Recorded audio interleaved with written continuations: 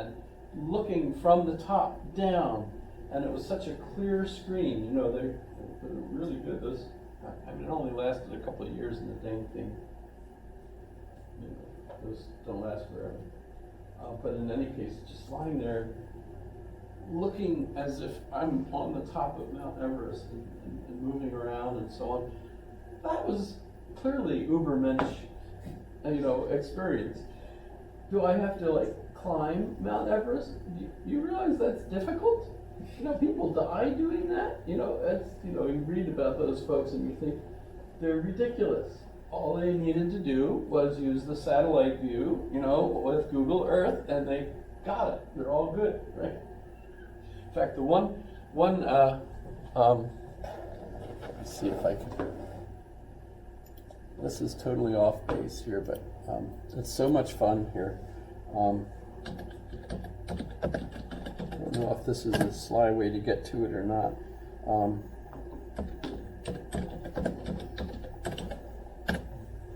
don't know.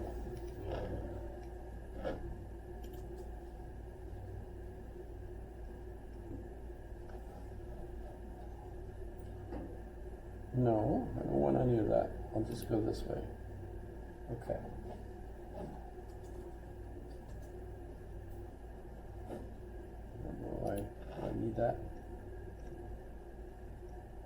So here's Mount Blanc, right? Which just means white mountain. And there's actually a thing on the top. Am I close? Where is it?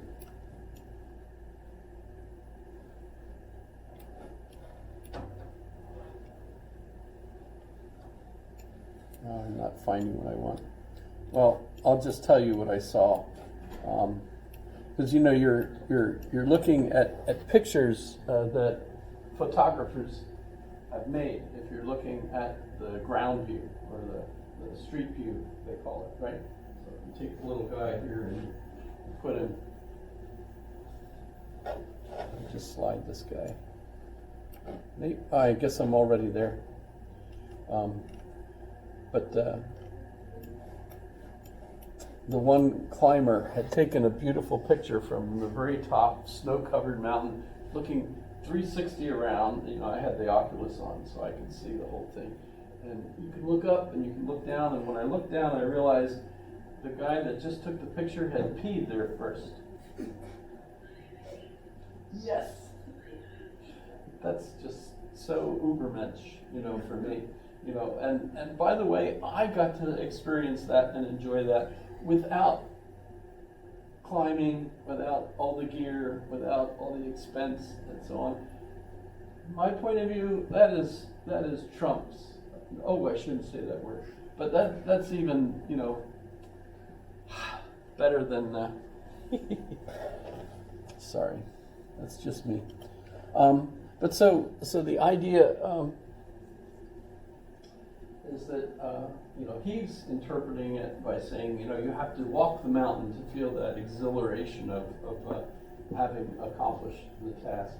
I get that too, you know, but nonetheless, I think it's neat that you just use technology. And this is Indiana Jones, right? You know, he's bushed, you know, the one guy with the sword, you know, just does that, you know, and Indy, which was not scripted, actually, for the movie, right? It was so bushed, he just took his gun and shot the guy, and the guy's done. The end of that fight, right? Remember that scene? Yes? That's Uber Mensch, as far as I'm concerned. You could use technology to do something and get away with it.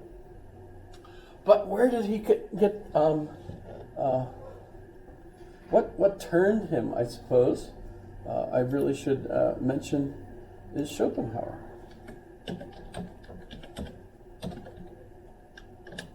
Arthur? I don't think we've talked about him at all yet. Yes? And actually, I also have to show you this. Schopenhauer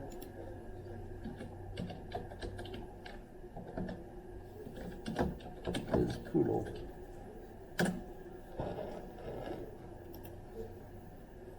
Isn't that adorable? Wait, there he is.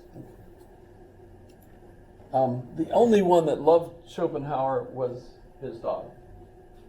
Actually, I think he had multiple poodles, but isn't that cute? You could also see images of him with the dog where they're facing the other way.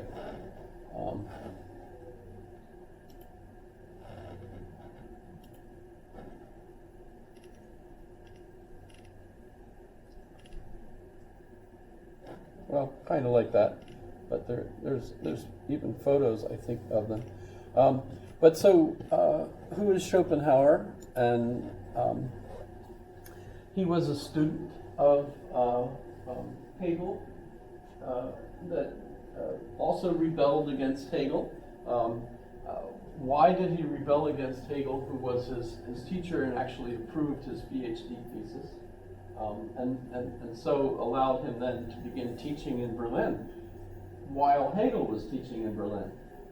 And Schopenhauer said, within 2 years, Hegel won't have any more students.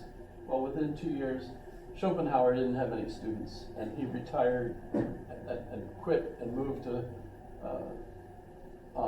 not Fairbanks, German town that sounds like that. Frankfurt am Main. Yeah. Nice, beautiful apartment and everything, and that's where he lived the rest of his life, actually. But why did he think Hegel was such a blowhard? Well, he grew up a son of the richest man in Europe, and so he ended up, his father owned all kinds of businesses. He spent 1 year living in Paris with a friend of his father, and so he learned how to speak French fluently.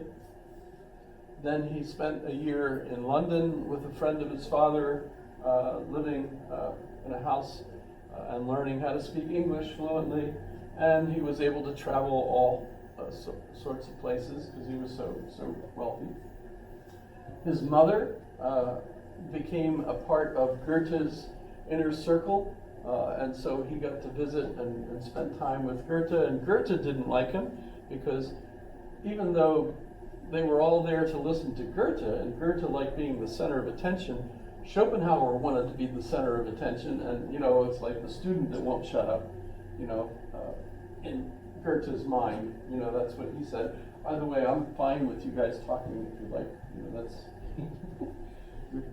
flip the way the whole enterprise works upside down. We're bottom up instead of top down. I don't know if we talked about that, but in other words, I'm only here teaching and getting paid because you basically opted to take the course. Right? It's not like I'm giving the course and come if you like. That's a little bit more the model that they were using. But he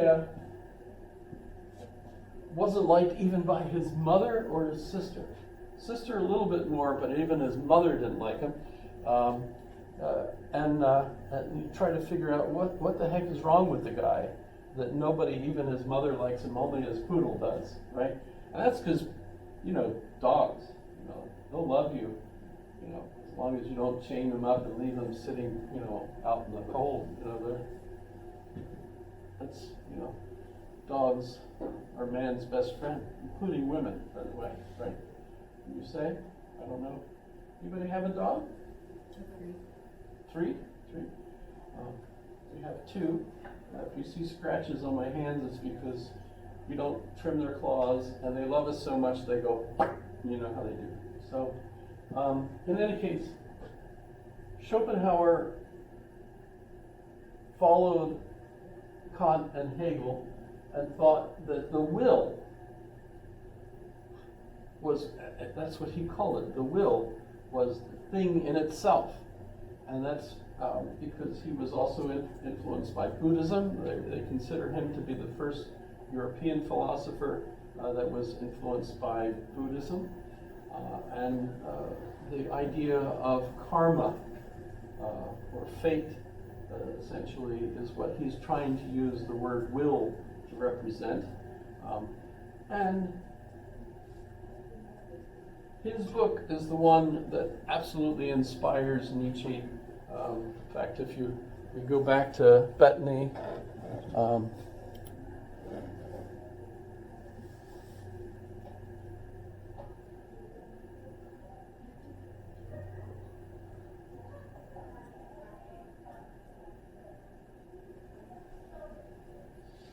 shoot, I should have it memorized more than I do. Here it is.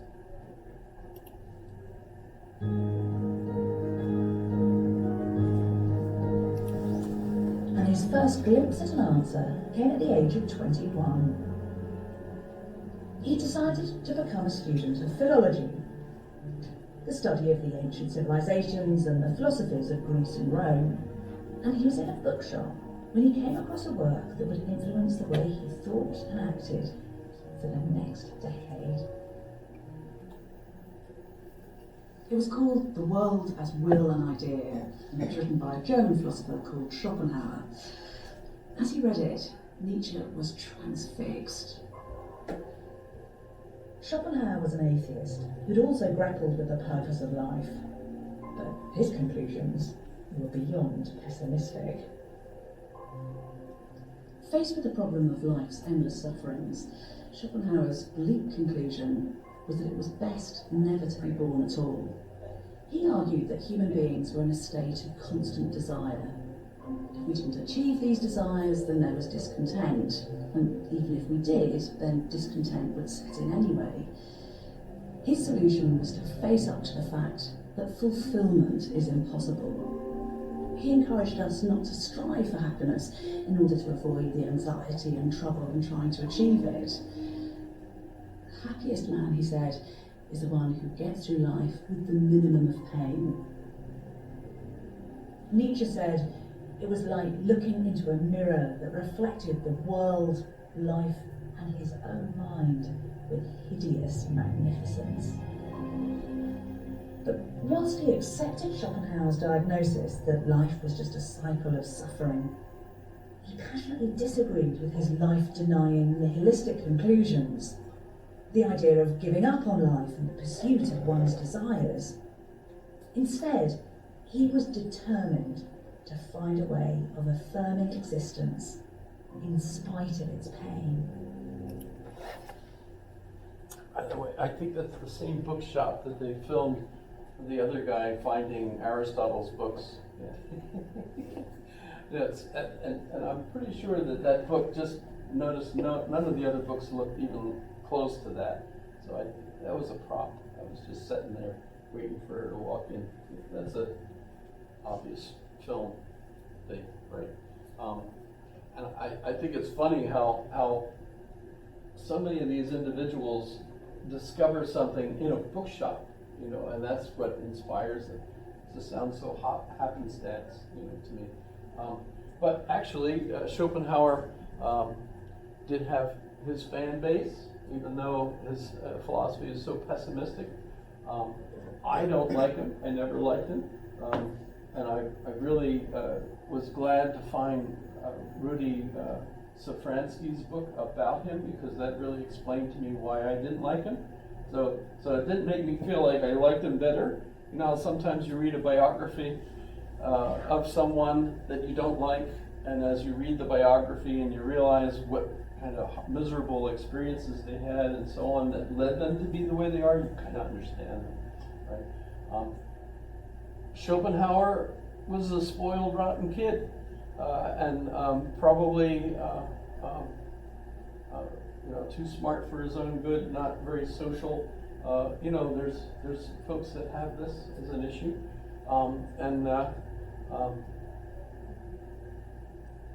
he didn't think his teacher Hegel was that brilliant, and for him the real problem was this will that seems to want to destroy everything. One of his other fans, by the way, was this guy. Actually, I guess I Do you like her video? Is this good? Using her as a device? Let me find, I'm pretty sure.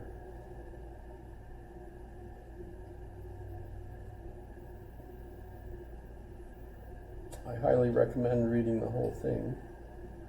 But where? That's Nietzsche. I'm looking for Wagner's